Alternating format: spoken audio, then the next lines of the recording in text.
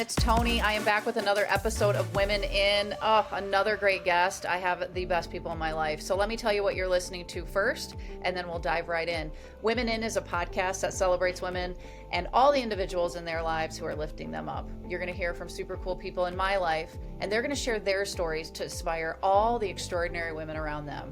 This is a space to be disruptive, forward-thinking, and change agents for humankind. It is uncensored, fun, and curiosity-driven. I get asked what I'm passionate about quite a bit, and that's why I launched this podcast. It's about breaking down barriers for my kids' generation. It's equal parts about my guests and the places we came into each other's lives, whether it be the Kalamazoo Wings, Mindfulness Elevated, Tony Will Coaching, or you happen to be in my family and friends circle. My fabulous guest today is Elyse Perry, and she is a very proud to be born and raised fellow Kalamazoo gal. Just like me. I love it. She earned her bachelor's degree from Lake Forest College in Sociology and Anthropology and her Master of Education degree from the University of Minnesota. Elyse began her career in camping, moving into nonprofit management, and has now found her passion in fundraising. Currently, she is the Associate Director of Major Gifts at the Western Michigan University Homer Stryker M.D. School of Medicine.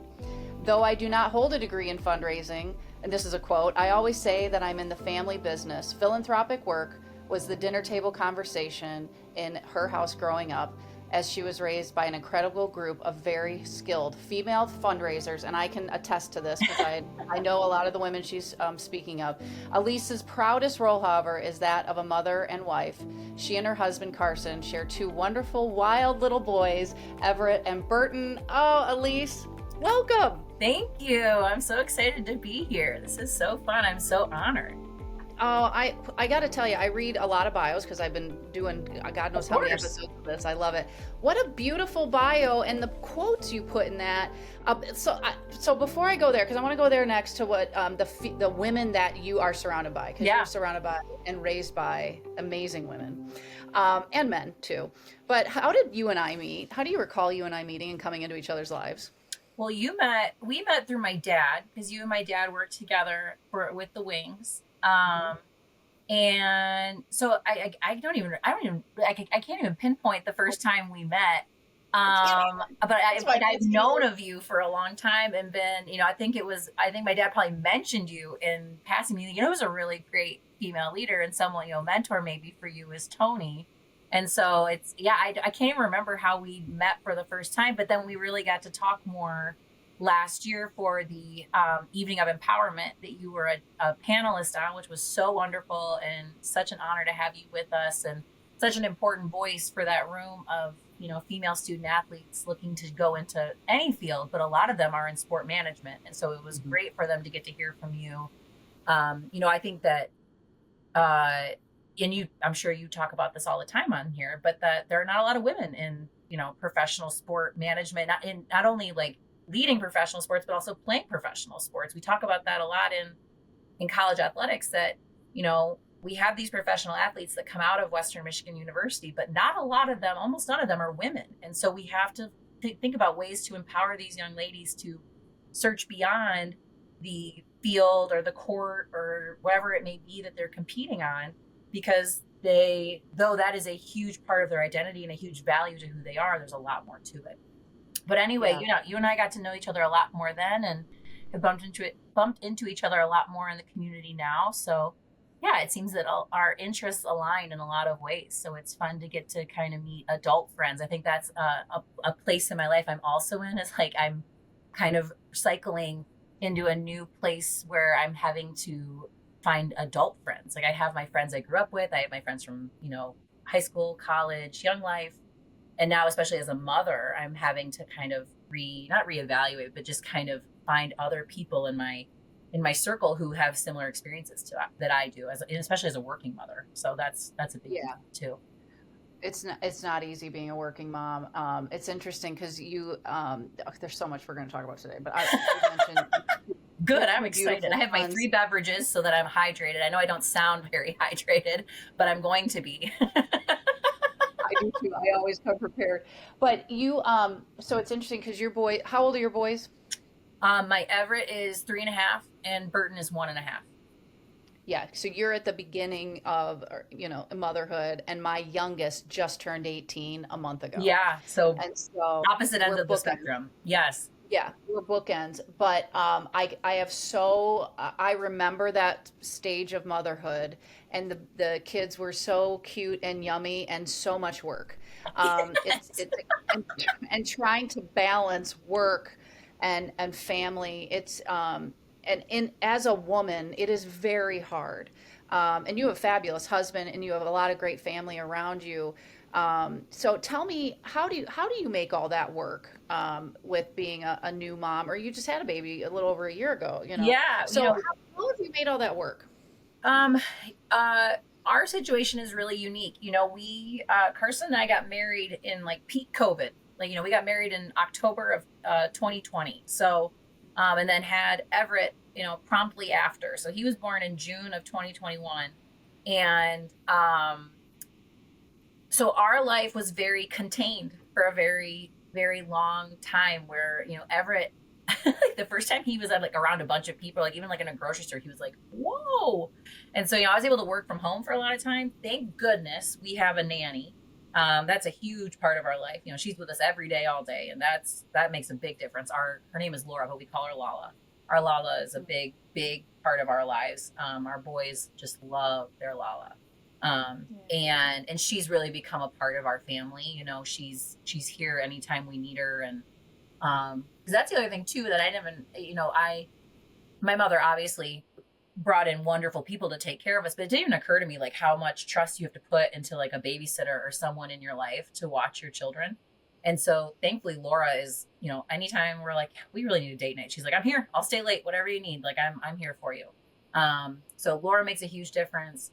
Obviously my parents are around and are both very busy, but my mom makes as much of an effort as she can to be here with my boys and visit and to help with pickups and drop offs. And, she's Nini, as my boys call her. She's wonderful. And, Carson's family's from Wisconsin, but they make a trip over every so often. And actually Carson was just on a trip a couple weeks ago, and his mom came over and spent some time with us, which was great. And, a lot of it though comes from the fact that I have made it very clear in my job that like my family's my number one priority. Like, yes, I'm here and I'm happy to be here and I love what I do, and thank you for letting me be here to do this work. But being a mom is my most important job. And so, and I can't do a good job here if I'm not doing a good job at home. And so, I've made it very, very clear that like, if I need to go get Everett from school, I'm going to leave and go get Everett from school.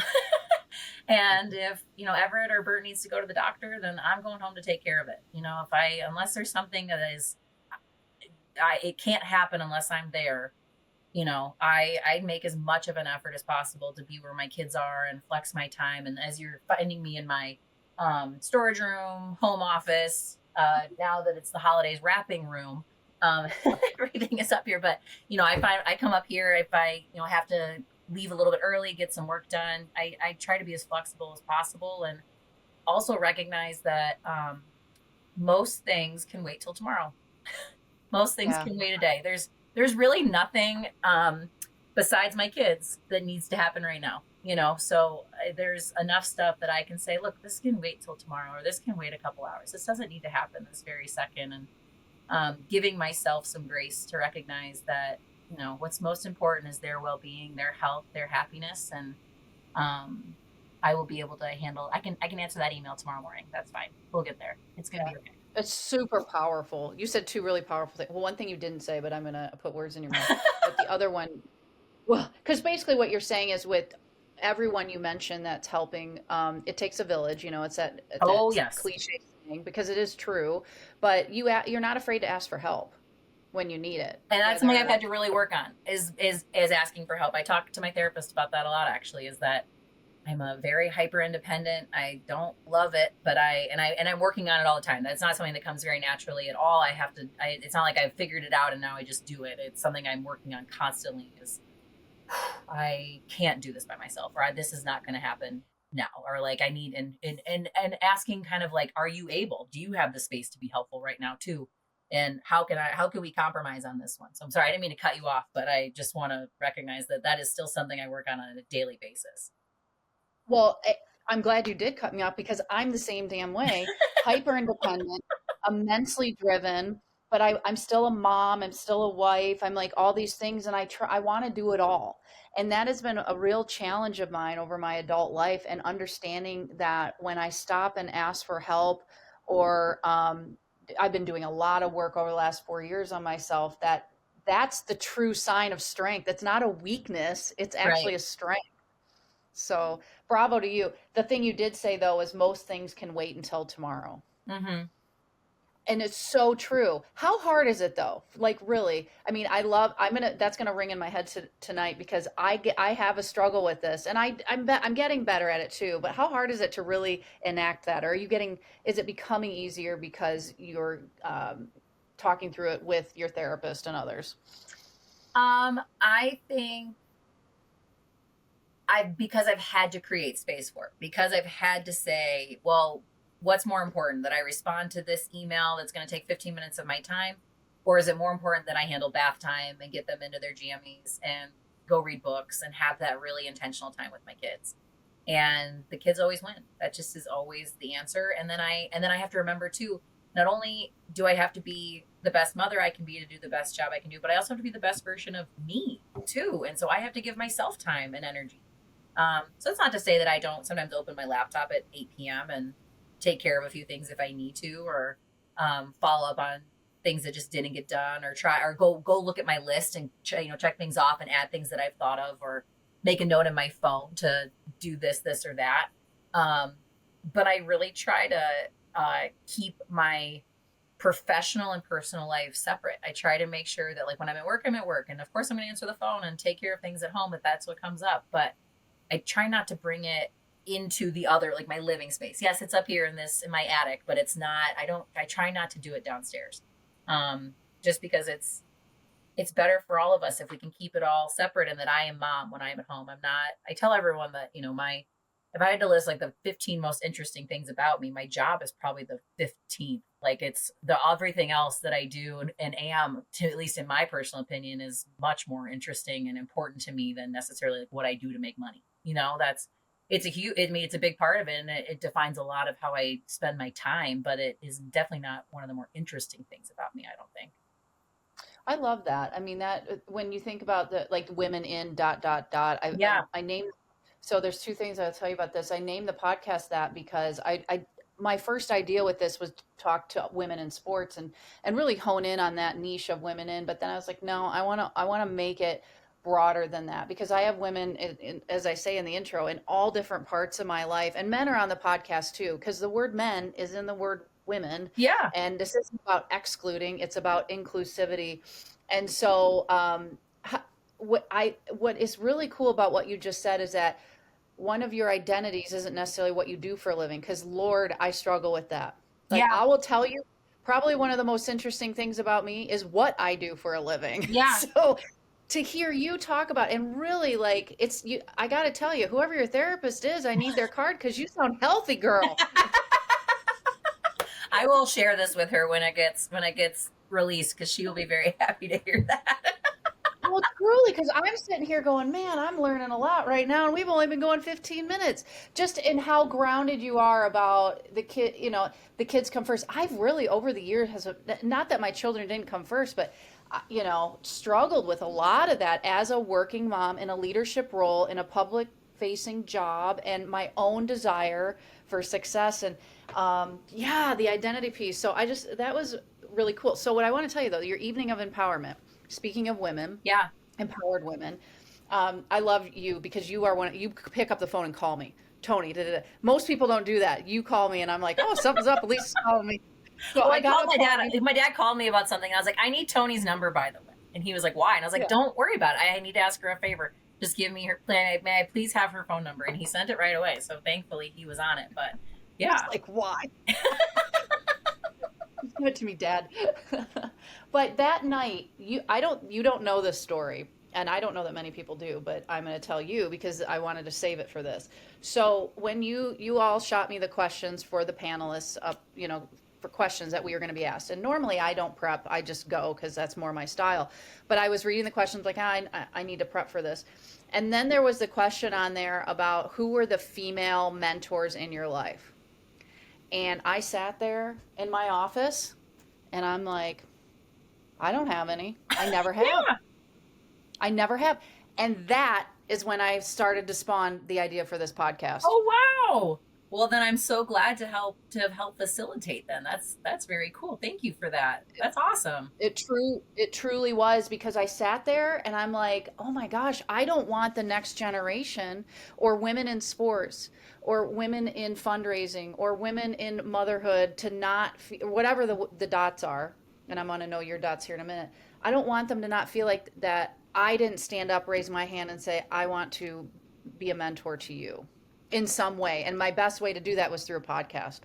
Yeah. Well, you're reaching as many people as you can. And it's also going to people then who are seeking it. I think that's the thing too, Yes. that we expect young people to like seek out mentorship. And there's this like weird like relationship where you have to ask someone to be your mentor. And it's like, no.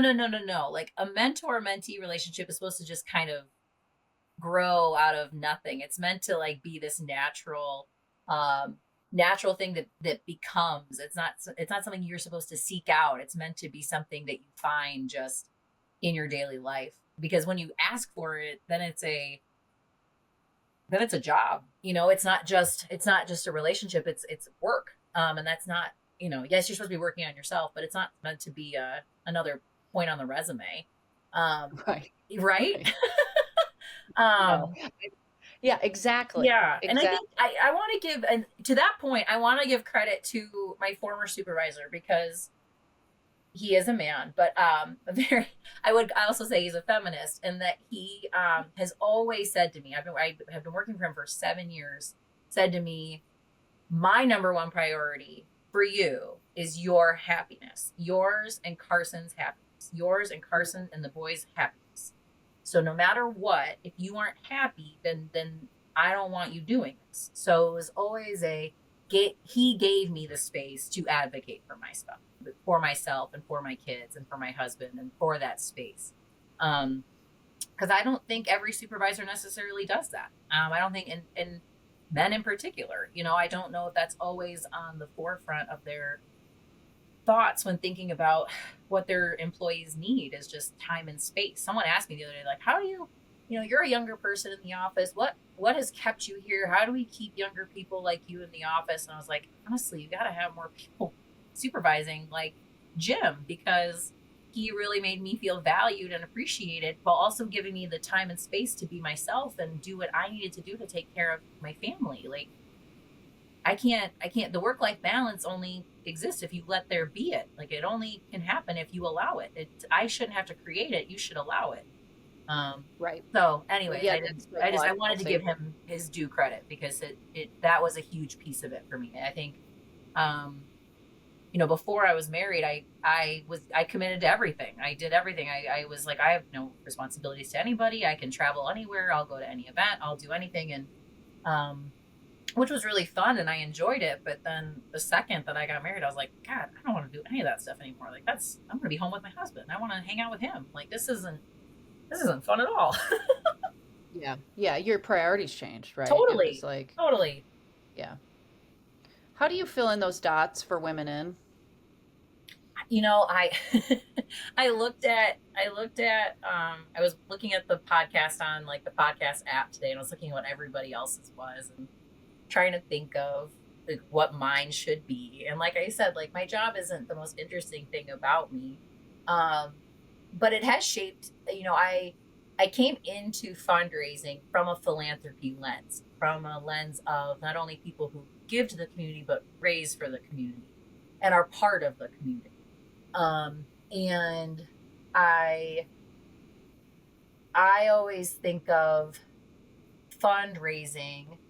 I think there's a lot of people that look at me and they're like, oh, what a hard job asking people for money. And I'm like, I guess I don't think of it as asking people for money. I ask of it as asking people to give back to something that means something to them.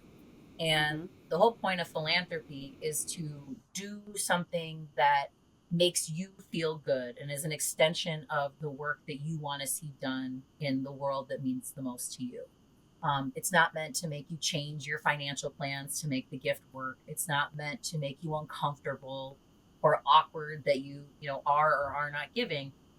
Philanthropy is there to offer a solution or offer help to an area that just, it means something to you. And every dollar counts. That's always wonderful. And of course, there's always the like, well, this person can give $1 million, and then there's this person who can only give 10. And yeah, we've got to treat the $1 million donor really well, but we've also got to really thank that $10 donor, because to them that $10 means a lot. That's all they can spare to make this happen, but they still wanted to give it, and that's a huge piece of it. So, you know, fundraising, philanthropy, it's a relationship business, just like sales, just like sports management, just like all of it, just like everything we all do. It is relationships. It's building relationships. We use the term in our field a lot, trusted advisor. You are supposed to be a trusted advisor. You're meant to go into someone's space and give them an opinion or a recommendation that they can trust is coming from a good place, from a positive place, from a place that is not meant to be taking advantage, but to be empowering them to make the difference that they want to make. So I guess I'm a woman in a relationship sounds crazy, because I'm in a singular relationship with my husband, but you know, what I believe in is building relationships and building community. But we do that through communication. We do that through trust. We do that through finding commonality between each other. And we do that through empowering and raising each other up. So I guess I also would bounce back to you. Like, how would you define that? That ... I guess it's hard to put it in one word, but I know it really is relationships. It's community. It's those two kind of coming together. I love it. I have not. Now, I don't, to be fair, I go off script on my podcast all the time. Please, by all means. Well, half the time I forget to ask people, the women in question. So I actually remembered with you. So I answered it for me, and I don't think it's just one word, but because we wear so many different identities, right? Yes. And so I think right now I'm a woman in courage. I love that. High courage. I get asked about that a lot. Like, how are you so courageous, or how are you so confident? And I never have a great answer. I think I'm getting there with like to help someone get to that space, especially women. And I think for me, the answer to that is setting goals and achieving them. So, and I can't do that by myself, right? A lot of the times relationships I love that answer. I haven't gotten that one, women in relationships, because that's really, it's going back to being in a grounded, healthy mindset about community is so important for overall health and wellness. Truly, yes, it is. Truly. So, who you surround yourself with defines everything in what you do. I find myself practicing a lot of patience lately, and that I'm patience not only with myself, but patience with my kids, patience with my husband, and not that anyone's driving me crazy or anything, but just that I have to remember that everyone is their own individual person, and yes, we are in each other's lives, and we have to meet each other where we are all at. And I notice it mostly with my kids. I'm we got to get out the door. Mom's running late. I got a meeting. We got to do this. We got to do that. And my 3-year-old's just I just want to play with cars. That's all I want to do today. I don't want to go outside. I don't want to go to school. And it's just why don't you understand? Mom has a meeting in 40 minutes, and I still got to get the dog to daycare. We got to do a full round around Kalamazoo right now. And I just told you this, Everett. I told you in the car 2 seconds ago, when we get to school, I need you to get out of the car. We need to go. And he just looks at me, he's Mommy, I just want to eat snow. And I was you know what? You're right, man. Of course. Of course that's what you want. And of course that's what you should do. So I guess, and patience too. That's, I'm trying to be patient with myself and others, and remember that we all are coming at it from our own space, Yeah.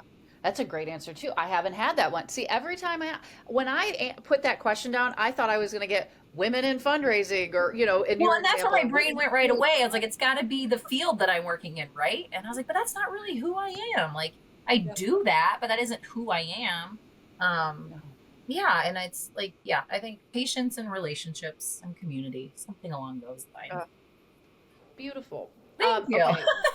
At the open, we talked about you had that beautiful quote and the women in your life who have made Elyse Elyse. Who are these women? Yes. Well, I'm Elyse is my nickname. I've always been Elyse. It's always been my nickname. That was decided from the day I was born. I was going to be Elyse, but I'm actually Elizabeth. I'm named after my grandmother, and so she has been a huge part of my life. She is, when we talk about my job, that instructs a lot of the way I think about philanthropy and a lot of the way I think about fundraising and the way I think about going to a person and asking for them to give anything to anything. But my nanny, as we call her, she is just the most.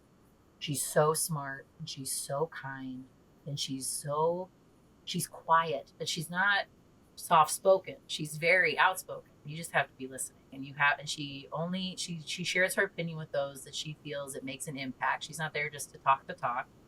But she also recognizes that she has she is seen as a person of authority. She is seen as a person of substance. She is seen as a person whose voice matters, and so she knows it's important for her to speak up in many situations. And she knows that particularly organizations in our community look to her for guidance and look to her for the support, and that the thought is that if Betty supports, then other people will support, because if Betty believes in it, then it must be good.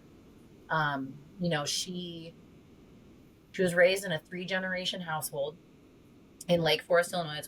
That's why a big part of why I chose Lake Forest College. My grandmother grew up there. She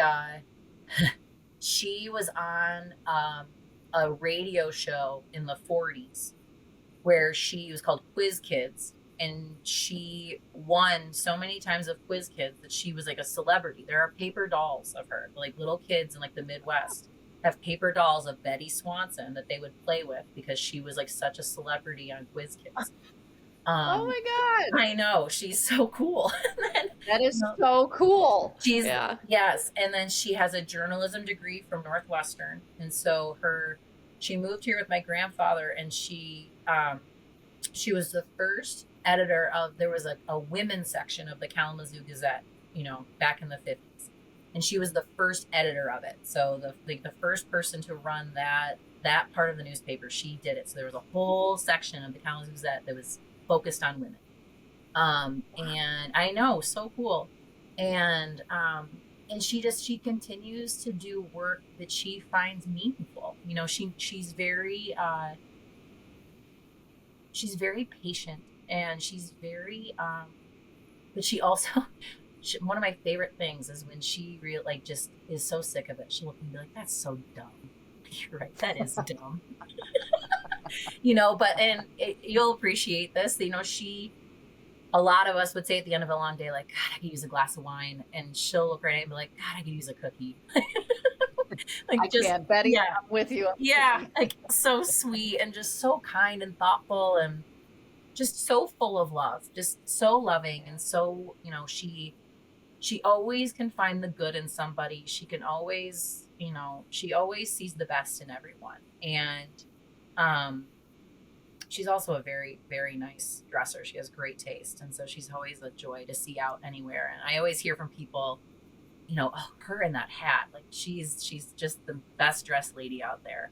For her 90th birthday, 6 years ago, we had a ladies luncheon, and everyone was invited to wear a hat to it. And it was just the most like fabulous, just as what you are picturing is exactly what it was. It was the whole gallery at the KIA was filled with just like fabulous women wearing these fabulous hats. It was perfect. So she's 90. She's 96. 96, like 96, and she's killing 90. It. Oh my! Betty is living my dream life, right? Because she's still dressing amazing at 96. I have a calendar up on my wall. It's called 4K Weeks because I want to live to be 100. Yeah, there you go. That's my goal.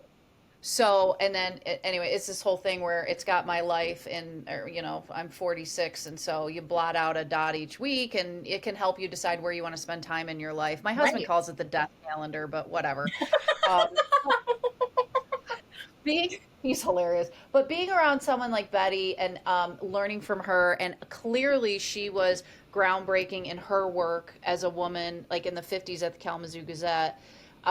So, what have you learned from her specifically? Like, there's so much. I need to have Betty on the podcast too. Oh gosh. Does she Well, listen and to you know what's so podcasts? funny? She doesn't really do computers. She has an email, but she also still has a secretary. Like she has a person who works in her home every day who handles correspondence and like things for her. So when she receives an email, and I don't think she'd mind me sharing this, but that this woman named Judy prints off that email.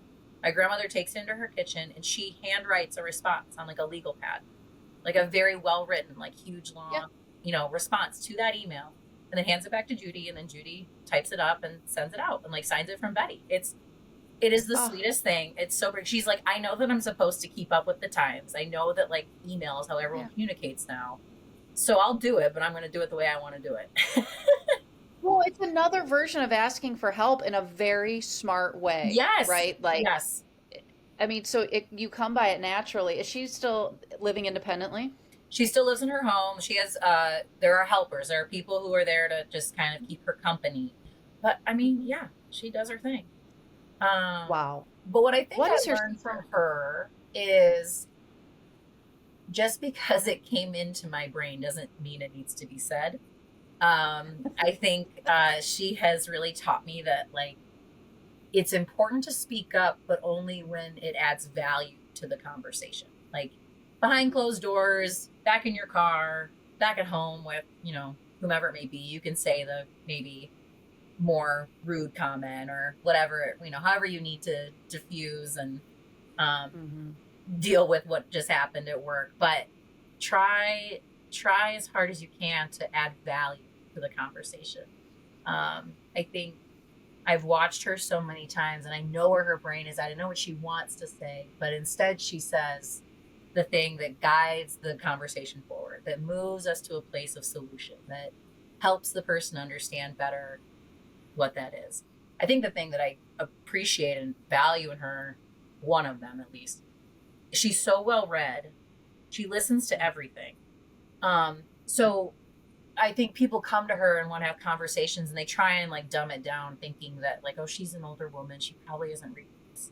I brought our athletic director from Western over to visit her, and she went into like a full conversation about NIL and like everything, and like knew the ins and outs, knew all of it. And we left, and he was like, I was not expecting her to have that conversation. I was like, I know, she reads everything. Like, she loves it. That is her bread and butter, is reading and learning. That's what she does. And so I've learned from her to only, when possible, add value to the conversation, but also educate yourself and don't expect others to do it for you. Like if you are interested, you need to either ask someone to tell you more about it, or you need to go out and figure out a way to learn more about it on your own.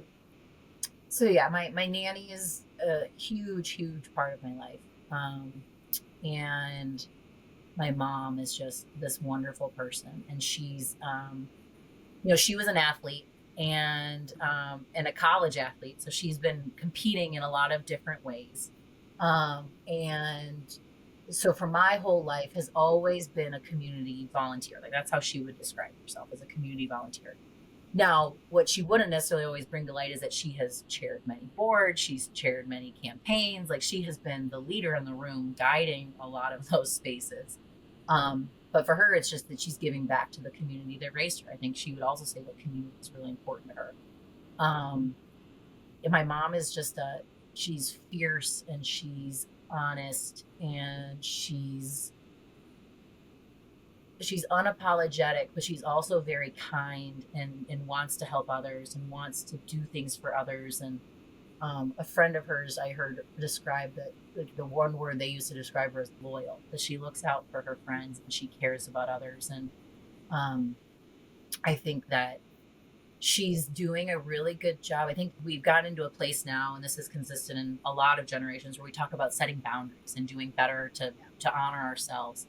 And I see her doing that in a way where she's protecting her time instead of giving all of her time to do anything and everything for everyone. She's like, I can help this person, but I can only give this much of me to do it. I see her right now. She's, she sits on the board of the community foundation. She's a trustee at Kalamazoo College. Um, she's, she's taking calls and answering questions for anyone and everyone in the community. She's, helping my grandmother with, whatever she may need. She helps my aunt with whatever she may need. And then she still wants to be a nini and her, a grandma to her grandkids and a parent to us. And, while still trying to play golf and do the things that she really loves and spend time with my dad. And, I think I hear her say, she's like, I feel like I need to I need to cut off something, but I like everything I'm doing. I don't know what to cut out. Like, I don't know what that is.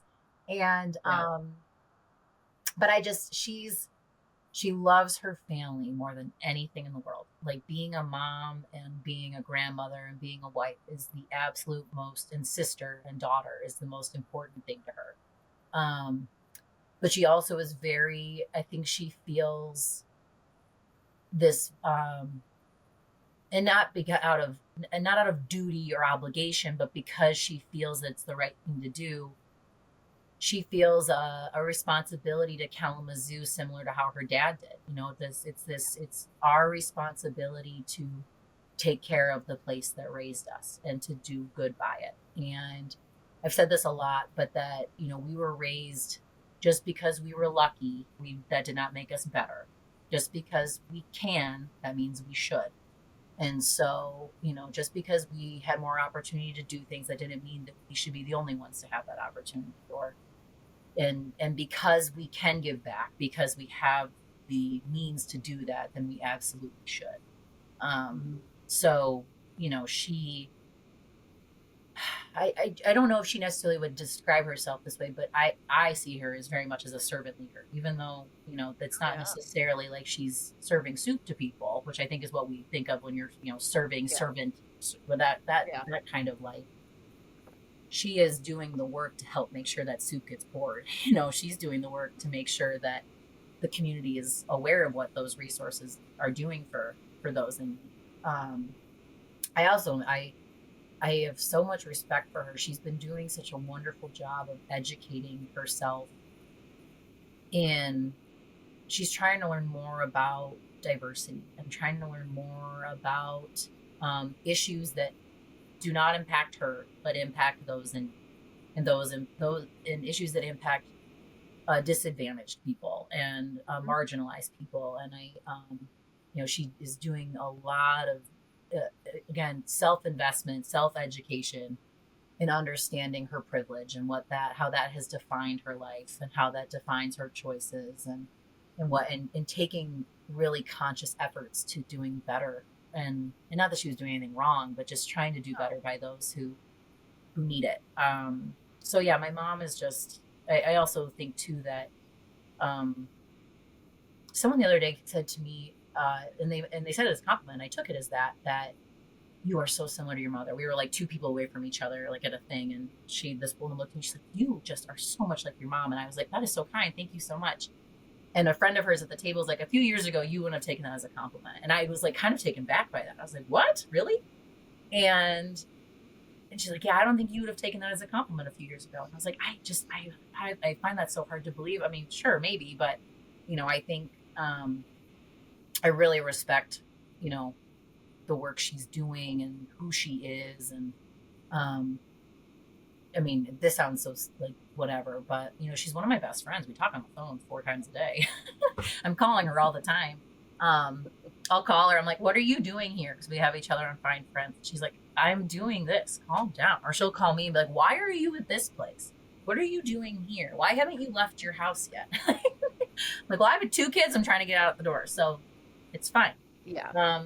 Like, bless her heart. Like, Carson had to work. Carson's a nurse and he had to work over Thanksgiving. So she's like, well, just bring the boys out here. I will help. And she did. And like, we had like the best weekend. And of course we missed Dad, Carson, but it was so nice to have Nini's helping hands and ready to do whatever, whenever. And, she really is just, she means so well and she's so kind. And I think she's such a good friend.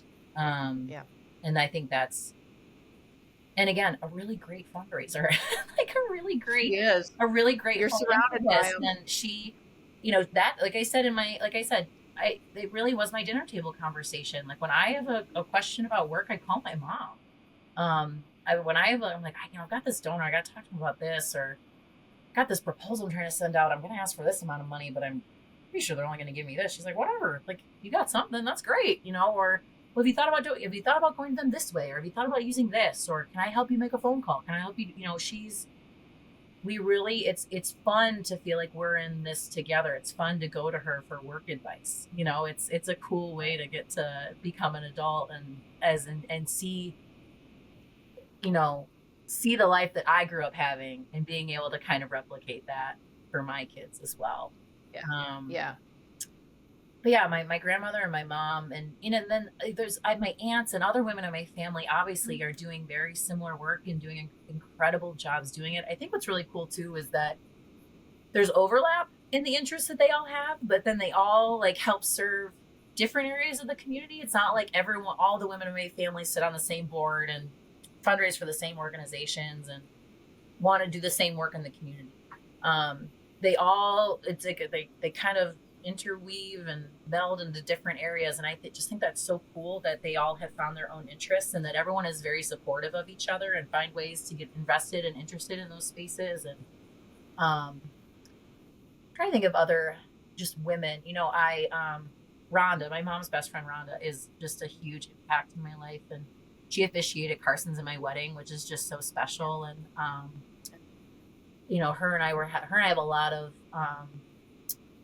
lot of commonality and just the way we look at our life and the way we process our life, and find a lot of joy in just like having those really quiet conversations at the table to ourselves. And I look at her and the way she carries herself, and I think in Kalamazoo especially, she is she's held at such a high regard.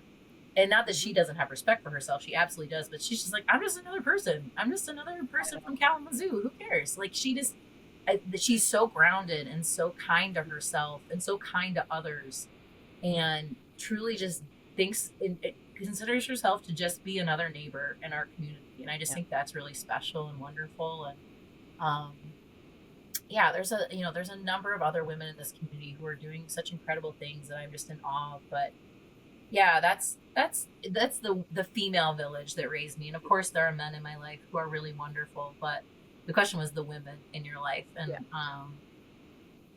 and I have a really great crew of women that I am friends with now. I have, like I said earlier, I have my camp friends, I have my college friends, I have my young adult life friends.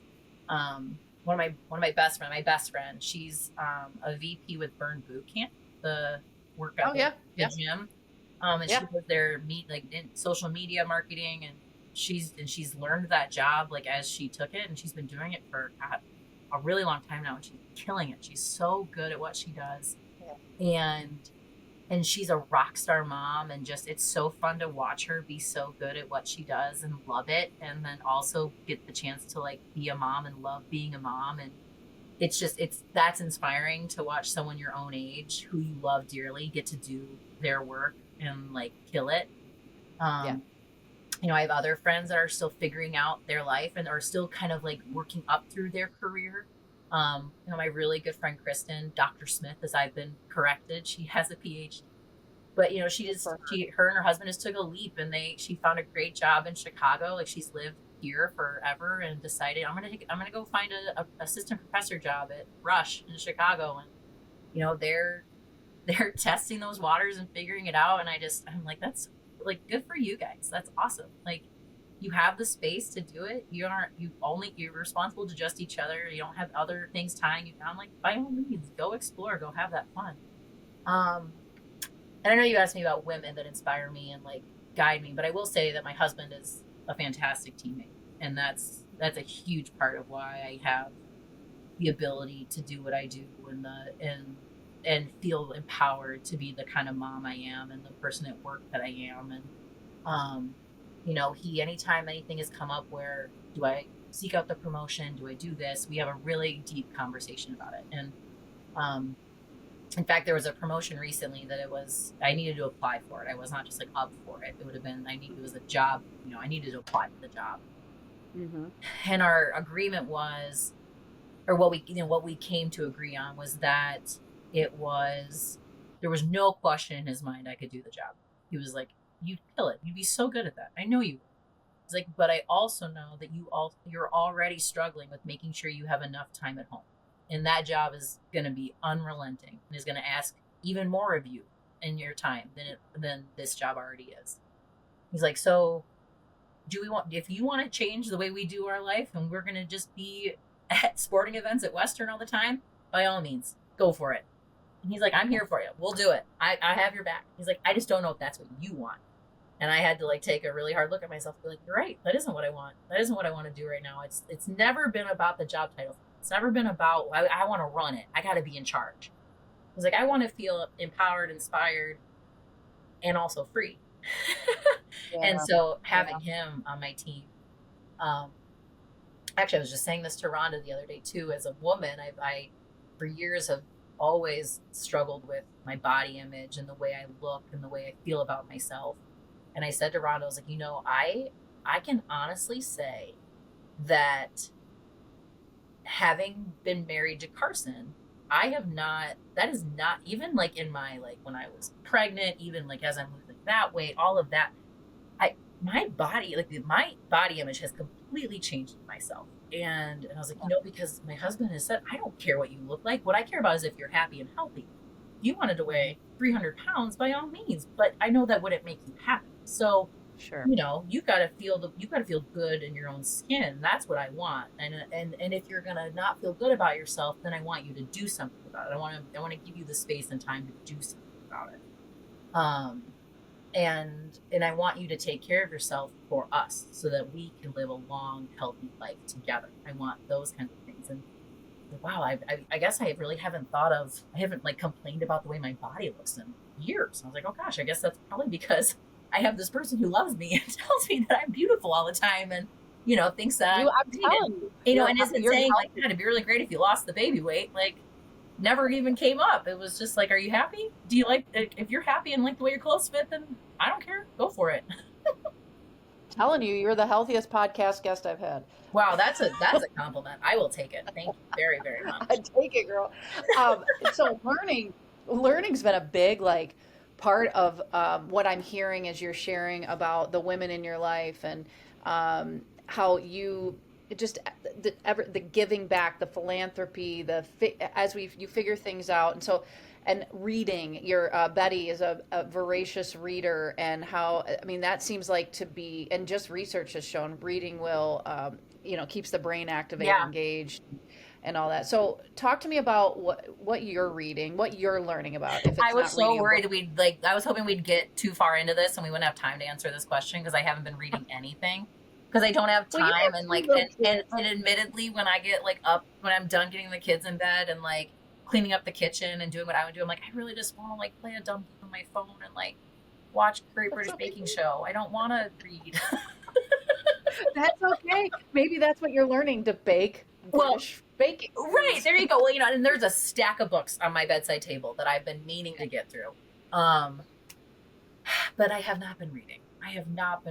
I will read an article if it comes up, but that does not necessarily mean it's an educational article by any means. It is, few and far between. And do you listen to podcasts? And when I listen, I listen to podcasts, and that's kind of my, like, when I'm in the car by myself, I listen to more podcasts, because then I'm like, oh, this is something I don't, because I got my Spotify Wrapped the other day, and I'm in the top 0.1% of Bluey listeners, because that's what we listen to. Dance Mode from the Bluey soundtrack is my top song from 2024. I love it. And that's a beautiful thing. It really is. It really is. It would be kind of a bummer if it was just like all my own music was popping up on there, that like I wasn't sharing music with my kids. But no, and there is like everything else below it is like my stuff that I listen to in the car, or like just have on in the background. But no, Dance Mode from the Bluey soundtrack, I'm in the top 0.01 listeners. That is the best answer, seriously.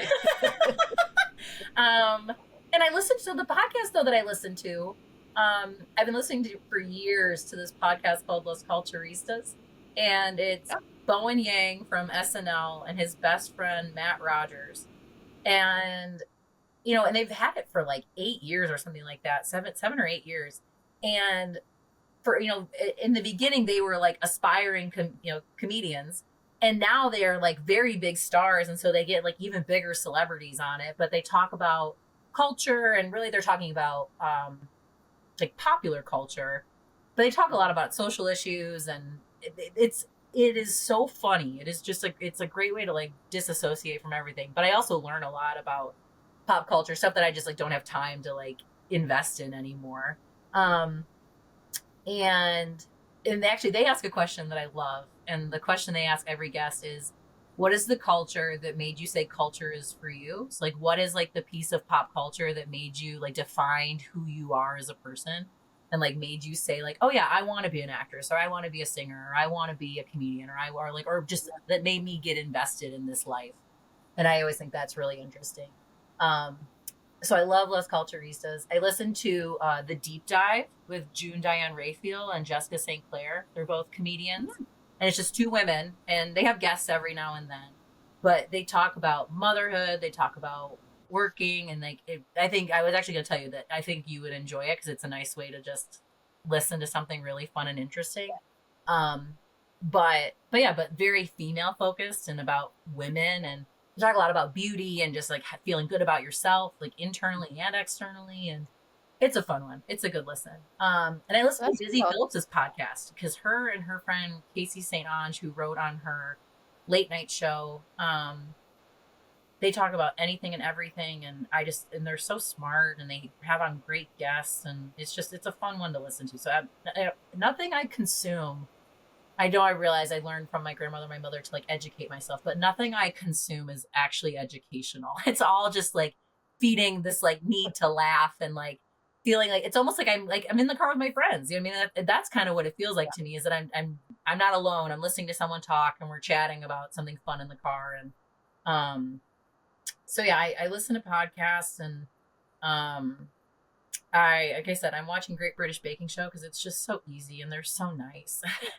And it's just fun to watch. And I told my mom recently, I was like, you've got to watch Abbott Elementary. It's so funny and it's so sweet, and like no one's there to hurt anybody. It's just a nice, kind show, and like it's just so silly. And yeah, I feel like I've been looking for, anytime Carson asks me, what do you want to watch? I'm like, something funny. I just want to watch something funny. Like I want to watch something silly. I don't want to have to think too hard. I want to just enjoy it and laugh. And there's enough hard stuff going on in the world and in our lives. Like, we don't necessarily need to watch I don't need to get caught up on Lord of the Rings. I don't need to get caught up on any like scary and like that. We watch. There's enough. I don't need to watch the documentary today. The one documentary I did watch recently that I loved was Harper and Will, or Will and Harper, on Netflix, that Will Ferrell and his friend Harper Steele did together. Harper is I saw that. I haven't watched it, but yeah, okay. Harper's a transgender woman. She was the head writer for SNL, and transitioned in the past like 5 years. And so they go on a road trip, and Will and her are talking a lot about like how their relationship has changed, and like Will is educating himself on how to talk to her, and not that it's changing how he communicates with his friend, but just like there's things to be aware of. And it's really beautiful. There's this one scene where, because he's Will Ferrell, like people in a restaurant recognize him, and he's they're doing a bit, and it's funny, and you can tell that it's getting kind of dicey in the restaurant, and it's getting a little uncomfortable. And they cut to the next scene, and they're in the car, and Will is crying, and he's like, my job is to keep you safe, and I wasn't keeping you safe. And it was just this like really beautiful, like just note to friendship, and like what that looks like to like care for your fellow woman, is that like our job is to protect each other, our job is to take care of each other, and that in our professional lives, because I firmly believe that women should be doing all of it, running all of it, telling everyone how to do all of it, that if we just gave more women the chance and empowered more women to grow and learn and do their jobs, whatever that chosen job may be, instead of choosing to take each other down or be detrimental in any way, we just would all be so much better for it. Um, I I think about women I work with now and women I've worked with in the past, and um, just how important it is to feel like women are on your team and looking out for you and taking care of you, and that women kind of have this unspoken understanding of one another, whether or not everyone in the room is a mother, whether or not everyone in the room has a traditional job, whether or not everyone in the room is dressed a certain way or looks a certain way. There's an unspoken bond between all of us women, that we all have a similar experience in this world, in this life, that we respect in one another, and that we need to care for each other, because it's not always the easiest path. It's not always the easiest thing to be a woman. It's wonderful and it's special, and it's a wonderful thing to be. It's also scary, and it's hard, and it's frustrating, and it's I experience often this feeling that because I'm a woman, I'm supposed to just say, okay, I'll do it, whatever. And, I'll do that job. I'll do it the way you tell me to, or you're right, that's probably the best way. And I've been really proud of myself lately that I have chosen instead to say, I disagree. I don't think that's the way to do it. And here's why. Because I do know what I do know. I do know. And, I think very often we look at women and we're like, just stop fighting, stop. The meeting's supposed to be over. The meeting's supposed to be over. We don't need to change it now. We don't need to do this. It's like, well, we actually didn't choose the best option. So let's think about that. Let's think about a way to do it better. And we need to hold more space for women to think and act and do what they do. And I think women are very solution minded. I think women are very positive. I think women are very productive and very smart. And I think that the way we think is unique and interesting and focused on people. And I think that that's really important. That goes back to what we talked about earlier about building relationships and how important it is to surround yourself in community and to take care of those around us. Yeah. Oh, we could keep going and going, but we've already. We really could. This is so nice. This is so fun. So, Elyse, where can people find you if they want to connect with you? Sure. I'm on Instagram. At BREYEK, because that's my maiden name, Bray. I'm on Facebook. I'm on LinkedIn. I don't have I'm not a content creator, so I don't have many other platforms to share on, but those are the spaces that I'm on most frequently, because that's how I communicate with those around me. But yeah, find me there. I'm happy to, again, we talked about earlier, like seeking out mentorship or friends. Like I love this idea of setting people up on friend dates. Like I think you'd love my friend. Like I think you guys would just get along. It's like, yeah, that's so fun. I'll grab coffee with any lady who will become friends with them. I think that's wonderful. So by all means, find me there. And yeah, this has been really wonderful, Tony. Thank you for having me. Oh, of course. It was amazing. And thank you for taking the time to do it. And it is all about lifting women up, and the men who lift women up too. Yes, so for sure. To the Carsons out there, I got one at home too. So, and your dad is one of them. Yeah, I didn't mean to not mention my dad. And I have two dads. Brad is my stepdad, and I have my dad, Jarl. And both lift me up in different ways. I think, my dad, Jarl, and I are, we're similar in a lot of ways. We're very different in many, but we are very similar. And, I want to give him credit that he's doing a lot of work on himself lately. And I see him working really hard to become his own person again and take care of himself. And I think that's really important and wonderful. And he's trying to live a better life. And I think that's really special. And I have a lot of respect for that. And my stepdad, Brad, he's such a special guy and such a funny, silly man, and like loves my mom so much. I remember someone told me one time that they were in a room and people weren't necessarily talking shit about their wives, but they were telling funny stories about something that their wives did. And they noticed that my dad just wasn't participating. And so it said something like, "Oh, Brad, you got anything to add?" And he was like, "I just really love my wife," and just like got up and left the room and like didn't partake in that conversation. And I was like, that is so wonderful. Like, that's so sweet and kind, and not like, he's a total jokester and he loves pushing a button and like really to get a reaction. Like he's a goofball. He makes me laugh. He's got some good one-liners sometimes. He meets every situation with a thumbs up. You know, he's here just to like make everyone feel better and do better. And, you know, again, he's a very solution-minded person. And I think you said this too, just like, it's never occurred to him that, well, we've got to find a man to do that job. And so we've got to find the right person to do that job. And there's a good chance it probably is a woman.